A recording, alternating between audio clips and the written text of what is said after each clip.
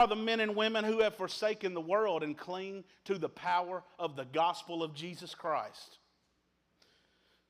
And if you're ready for the King of Glory to send that revival fire, then listen to what his words say in Psalm 24, verse 7 through 10.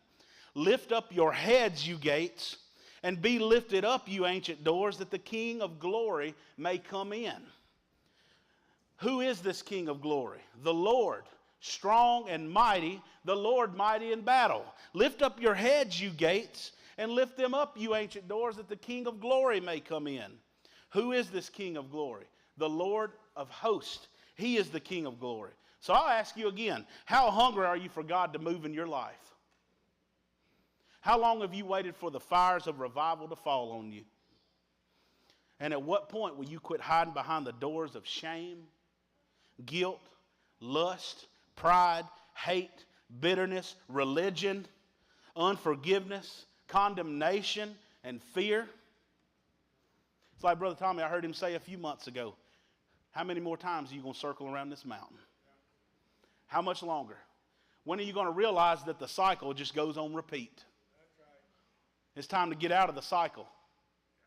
It's time to step out of line of that cycle. How long are we going to keep circling this mountain? The King of Glory says in Revelations 3:20, behold, I stand at the door and knock. So lift up those gates and lift up those ancient doors that are covering the door to your hardened heart. Open those gates and doors of fear and pride, envy, bitterness, unforgiveness, low self-esteem, depression, past hurts, trauma, mistakes, anger, and let the King of Glory come in. And you want to know who the King of Glory is? Who is this King of Glory? He is wonderful, Counselor, mighty God, everlasting Father, Prince of Peace, the bright and morning star. Miss Martha, he's the lily of the valley. He's the God for us.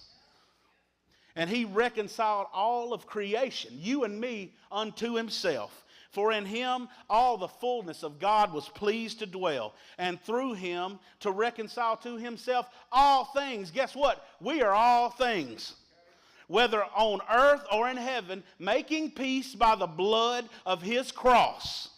And you who were once alienated and hostile in mind, doing evil deeds, he has now reconciled in his body of flesh by his death, to present you holy and blameless and above reproach before him. And he has removed any dominion, any of them in him. Somebody ought to give God a shout of praise because for them in him. Somebody ought to give God a shout of praise because this King of Glory, Jesus Christ, has canceled the record of debt that was levied against our souls. Without Jesus Christ, there is no way.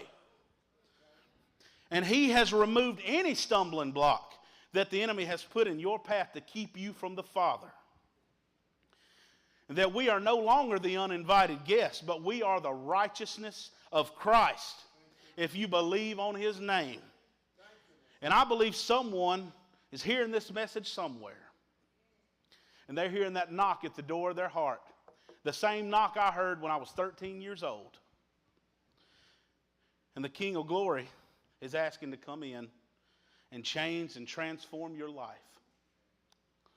If you have sickness, physical pains, or any other illness, if you are in a spiritually dry or even dead place, if you are fearful, hurt, bitter, unforgiving, or you're bound up in sins like lust,